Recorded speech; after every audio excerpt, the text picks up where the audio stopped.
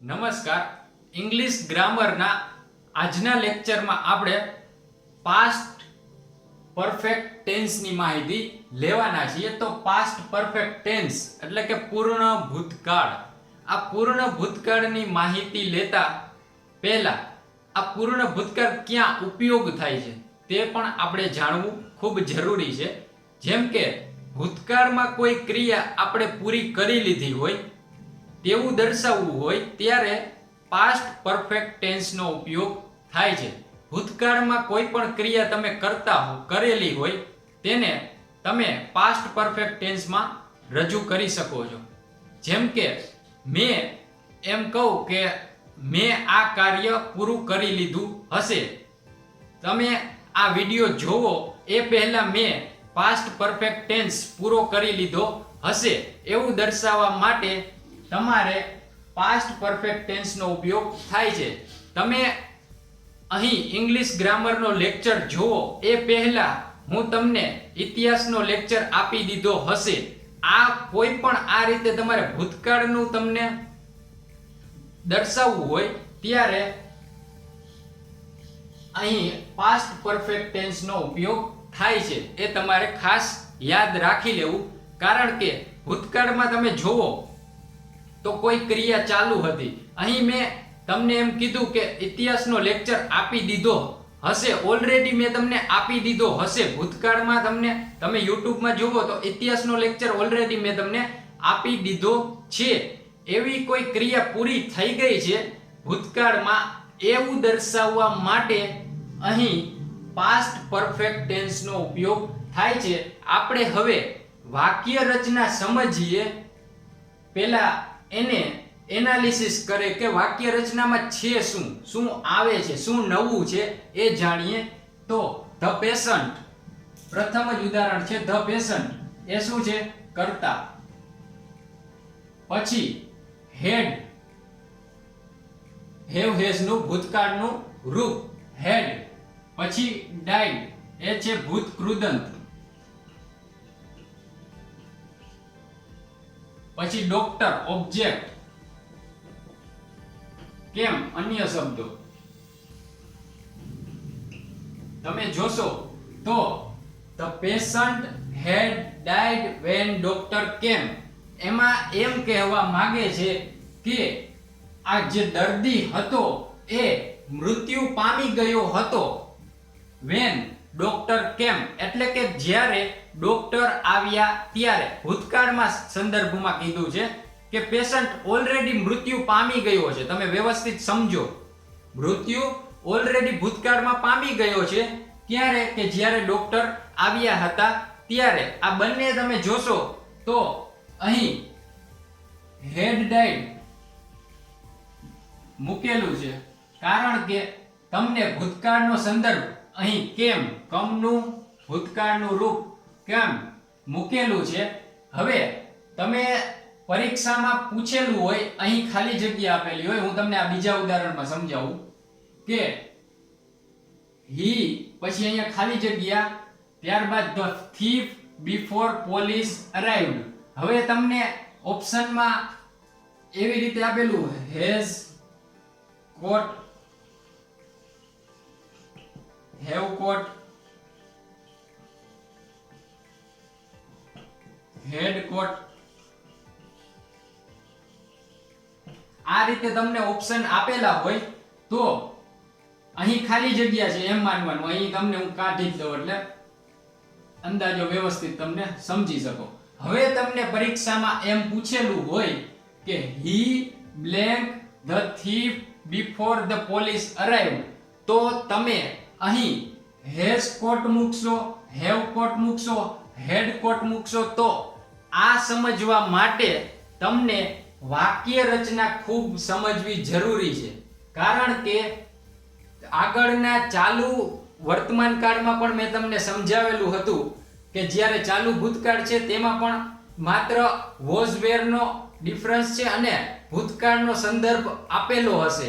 જ્યારે ચાલુ વર્તમાન કાળમાં અમુક કીવર્ડ્સ આપેલા હશે. તેવી જ રીતે અહીં પૂર્ણ ભૂતકાળ એટલે કે પાસ્ટ પરફેક્ટ ટેન્સમાં પણ તમને ભૂતકાળનો સંદર્ભ જોવા મળશે. ખાસ યાદ રાખવું, ભૂતકાળનો સંદર્ભ તમને જોવા મળ્યો હોય ત્યારે હંમેશા પાસ્ટ પરફેક્ટ ટેન્સની જ વાક્ય રચનાને ફોલો કરવાની અને વ્યવસ્થિત એ વાક્ય રચના પ્રમાણે તમારે અહીં બ્લેન્કમાં જવાબ આપવાનો રહેશે.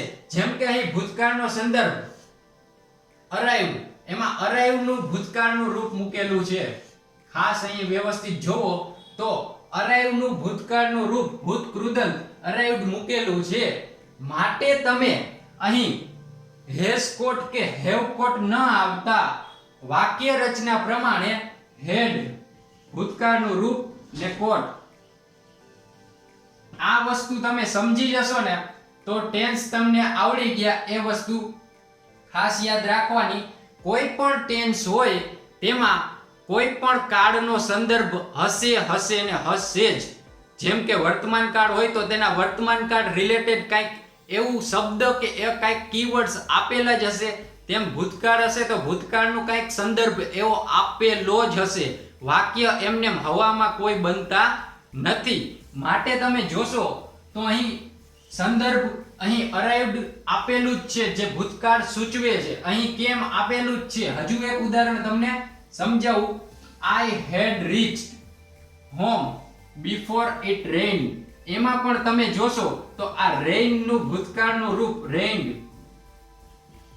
અહીં આપેલું છે. જો એટલે તમે વાક્ય રચના તમે સમજી લીધી હશે અને ઉદાહરણો અને હું તમને અહીં જે સમજાવું છું એ વ્યવસ્થિત યાદ રાખી લેશો તો કોઈ પણ ટેન્સમાં ક્યારેય ભૂલ થશે નહીં. હવે આપણે એની વાક્ય રચના સમજીએ. આ 3 ઉદાહરણો જોયા એટલે ઓલરેડી તમને વાક્ય રચના સમજાઈ ગઈ હશે. હવે માત્ર તેને એક ફોર્મેટમાં જોઈ લઈએ કે કઈ રીતનું ફોર્મેટ હોય. તો સબ્જેક્ટ એટલે કર્તા, જે આપણે ઓલરેડી અહીંયા આઈ જોયો, હી જોયો અને ધ પેશન, આ બધા કર્તા છે. પછી હેડ જે હેવ અને હેઝ નું ભૂતકાળનું રૂપ છે. ભૂતકાળનું રૂપ હેવ હેઝ નું ભૂતકાળનું રૂપ એટલે હેડ આવે. પછી ક્રિયાપદનું ભૂતકૃદંત જે બધામાં તમે જોશો તો અહીં કોટમાં પણ ભૂતકૃદંત કેચનું, અહીં રીચનું ભૂતકૃદંત રીચ એટલે ભૂતકૃદંત મળે છે. પછી ઓબ્જેક્ટ એટલે કર્મ અને અન્ય શબ્દો આપણને વાક્યમાં જોવા મળશે. આ વાક્ય રચના આપણે વ્યવસ્થિત સમજવી અને યાદ રાખવી. આની પહેલા પણ પૂર્ણ વર્તમાન કાળમાં પણ તમે જોયું હશે કે કોઈ ક્રિયા પૂરી થઈ ગઈ હતી પૂર્ણ વર્તમાન કાળમાં, એટલે માટે આપણે ભૂતકૃદંત મૂકતા હતા પણ તેની સાથે હેઝ અથવા તો હેવ નું રૂપ આવતું હતું. પરંતુ અહીં આપણે ભૂતકાળના સંદર્ભમાં છે માટે અહીં હેડ મૂકેલું છે. બાકી તમે જોશો તો વાક્ય રચના પૂર્ણ વર્તમાન કાળને મળતી આવે છે. માત્ર ને માત્ર ડિફરન્સ છે તો કે હેડનો, આ હેડનો ડિફરન્સ છે. બાકી બધું પૂર્ણ વર્તમાન કાળની વાક્ય રચના પ્રમાણે જ છે. માટે જ હું તમને કહું છું કે એક ટેન્સ તમે વ્યવસ્થિત સમજજો. લાસ્ટમાં હું તમને કમ્પેરિઝન પણ કરાવીશ કે કયા કાળને કઈ રીતે શું ડિફરન્સ છે અને શું અલગ અલગ છે. અત્યારે હું તમને કહેતો જ જાઉં છું, પરંતુ એક ફાઇનલ લેક્ચરમાં આપણે શું કરશું કે બધું સમજી લેશું અને યાદ પણ રહી જશે અને રિવિઝન પણ થઈ જશે. તો હવે આપણે આ પૂર્ણ ભૂતકાળના પ્રશ્નાર્થ વાક્ય અને નકાર વાક્યમાં કઈ રીતે ફેરવવા તે પણ માહિતી જોઈ લઈએ. હવે પાસ્ટ પરફેક્ટ ટેન્સમાં આપણે સાદું વાક્ય આપેલું હોય તેને નકાર વાક્યમાં કઈ રીતે ફેરવવું અને પ્રશ્નાર્થ વાક્યમાં કઈ રીતે ફેરવવું તે જોઈએ. તો નકાર વાક્યમાં ફેરવવા માટે હેડ પછી નોટ મૂકવામાં આવે છે.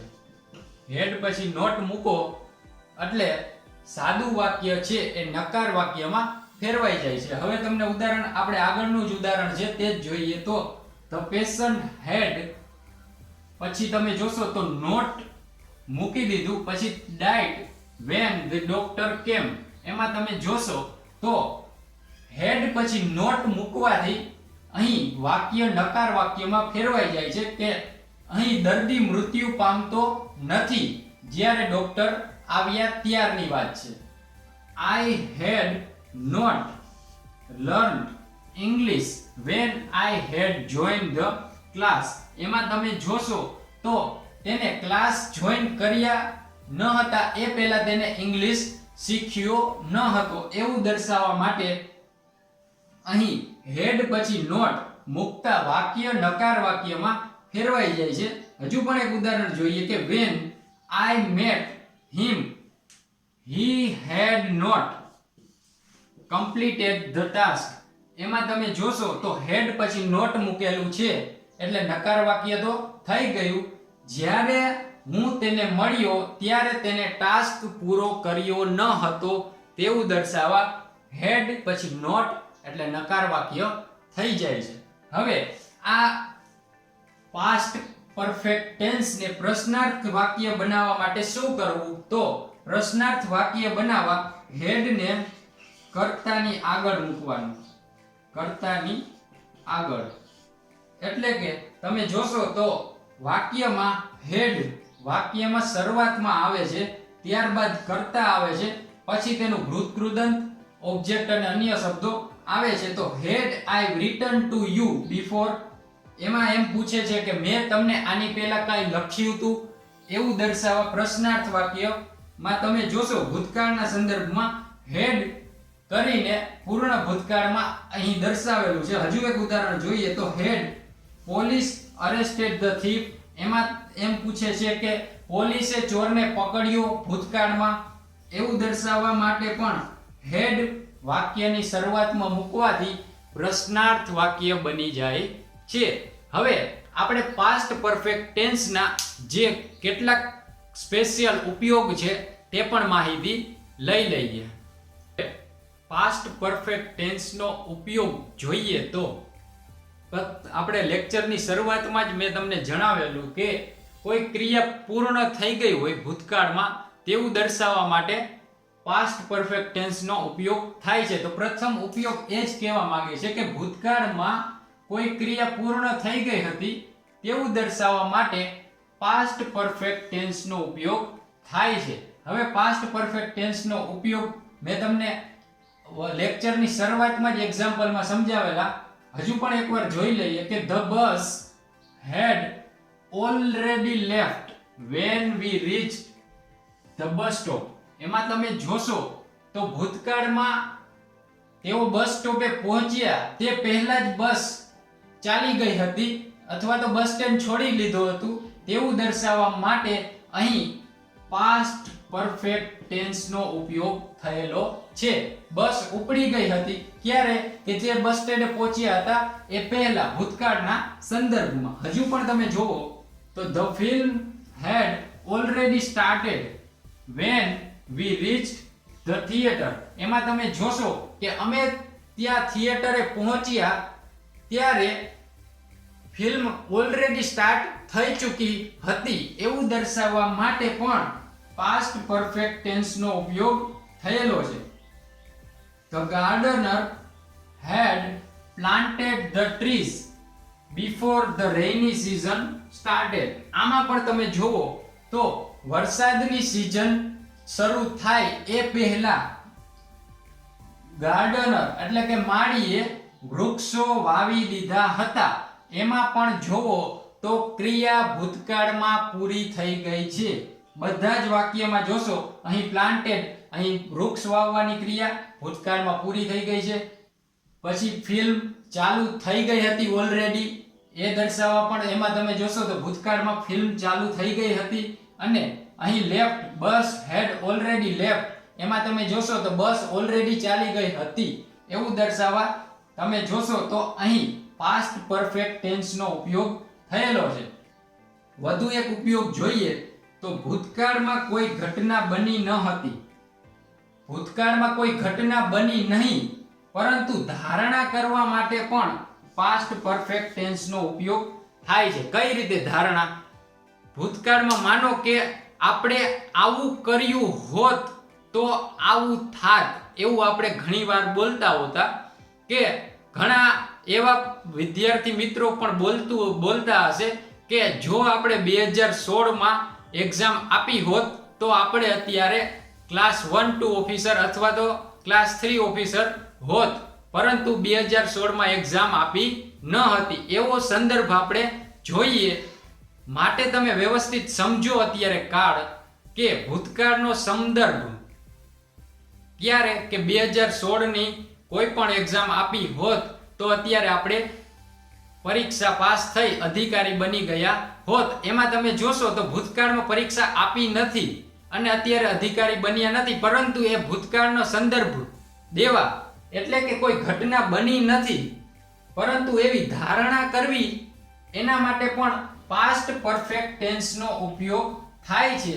હવે આપણે આ જે નેક્સ્ટ ગવર્નમેન્ટ એક્ઝામ આવે છે એ પાસ કરવી છે, એ આપણે ડિસિઝન ફાઇનલ લેવાનું છે, એમાં કોઈ ધારણા કરવાની નથી. એક મન મક્કમ રાખીને વ્યવસ્થિત તમે તૈયારી કરો એટલે પાસ થઈ જ જશો.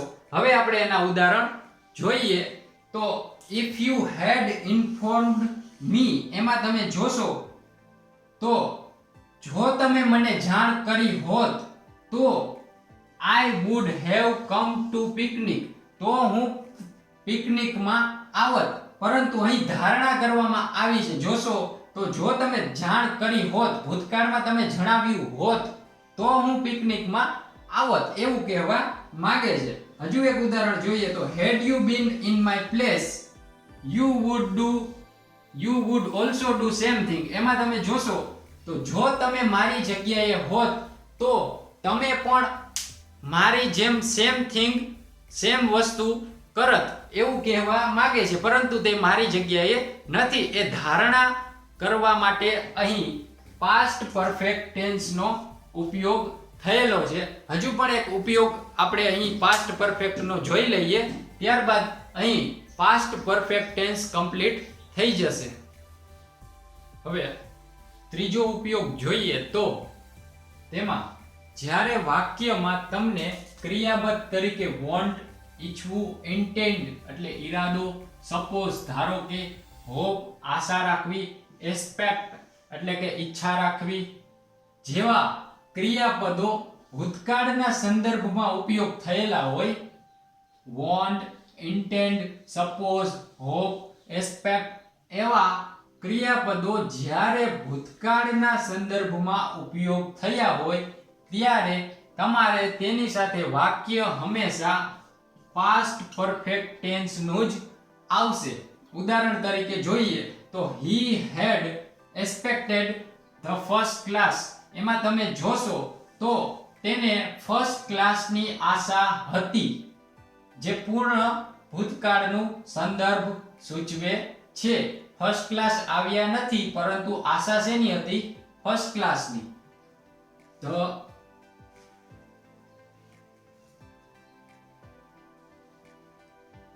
હવે એના પછી he had hoped that you would come, એમાં તમે જોશો તો અહીં he એવી આશા રાખતો હતો, એટલે કે તે એવી આશા રાખતો હતો કે તમે આવશો.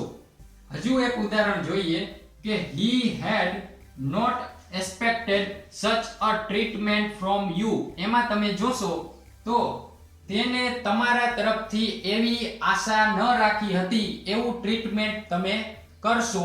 એ સંદર્ભમાં પણ પાસ્ટ પરફેક્ટ ટેન્સ નો ઉપયોગ થયેલો છે. હજુ એક ઉદાહરણ જોઈએ તો they had wanted to help you, એમાં તમે જોશો તો તેઓ તમારી મદદ કરવા માંગતા હતા, એમાં પણ પાસ્ટ પરફેક્ટ ટેન્સ નો ઉપયોગ થયેલો છે. હવે આપણે અહીં પાસ્ટ પરફેક્ટ ટેન્સ વ્યવસ્થિત તેના ઉપયોગો, તેના નકાર વાક્ય, પ્રશ્નાર્થ વાક્ય અને કઈ રીતે યાદ રાખવું એ પણ તમને સમજાવ્યું. લેક્ચર પૂરો કરતા પહેલા એક વખત વાક્ય રચના જોઈ લઈએ. તો સબ્જેક્ટ, આ વસ્તુ તમને યાદ રહેવી જોઈએ, એટલે હું તમને વારે વારે તમને રિવિઝન પણ કરાવતો જાઉં છું લેક્ચરમાં. સબ્જેક્ટ, પછી હેડ, પછી આવશે ભૂતકૃદંત, પછી ઓબ્જેક્ટ અને અન્ય શબ્દો.